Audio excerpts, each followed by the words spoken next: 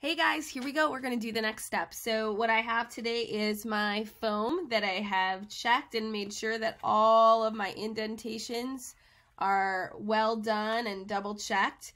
And I have my sketchbook as kind of a placemat for my coloring because you're going to end up coloring all the way to the edge. So you want to make sure that you have paper underneath you while you are coloring.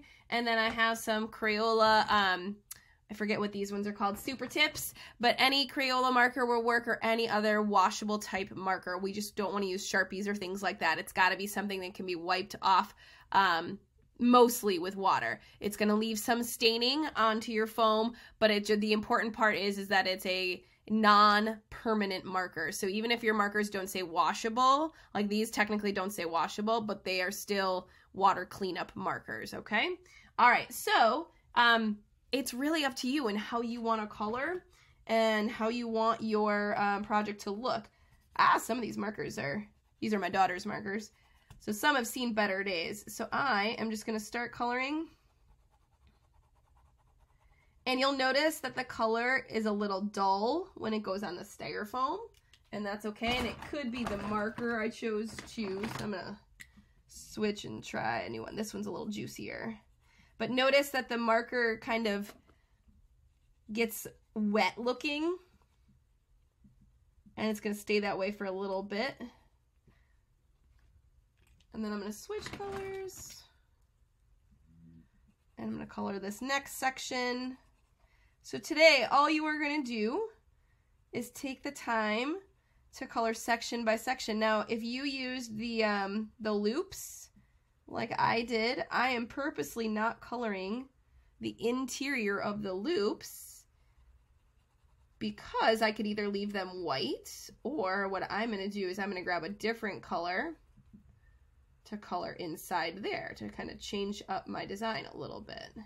So after I use a marker, I'm going to keep it over here so I know which colors I've used, so I don't end up using too many colors or wonder which one I did and didn't use.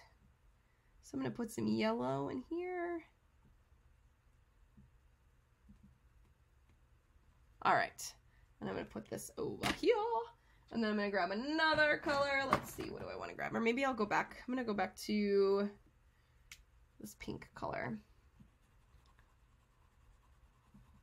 So I'm going to color in the whole thing. So your goal today is to start at the top of your styrofoam and work your way down. And the reason why I'm starting at the top is because if I touch this with my finger right now, I'm going to pull up color. Because styrofoam is slick on a surface, it's going to end up transferring it all over you. So if we start at the top and work our way down, we have a less chance of touching that colored marker area.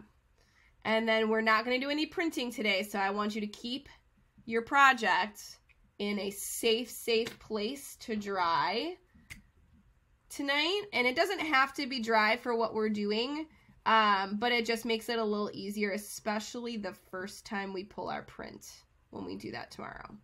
Okay, so I am carefully going through. Notice that I'm coloring all the way to the edge of my paper. I'm not leaving any white space at all, except for if I want to leave the center of my loops, I could.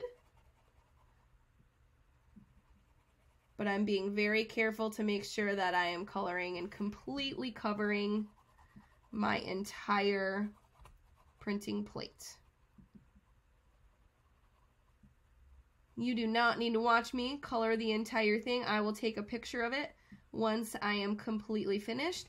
But that is it for today. Your goal is to use whatever colors you want, whatever pattern of colors you want, and apply that to your styrofoam, and then put it in somewhere very safe so that it doesn't get wet or anything, or doesn't get broken, because it is very fragile at this point because it can crack. So we don't bend it in half or anything like that. Don't put it in your backpack. Put it on a shelf and keep it for safekeeping so that we are ready to print tomorrow. All right, guys, good job.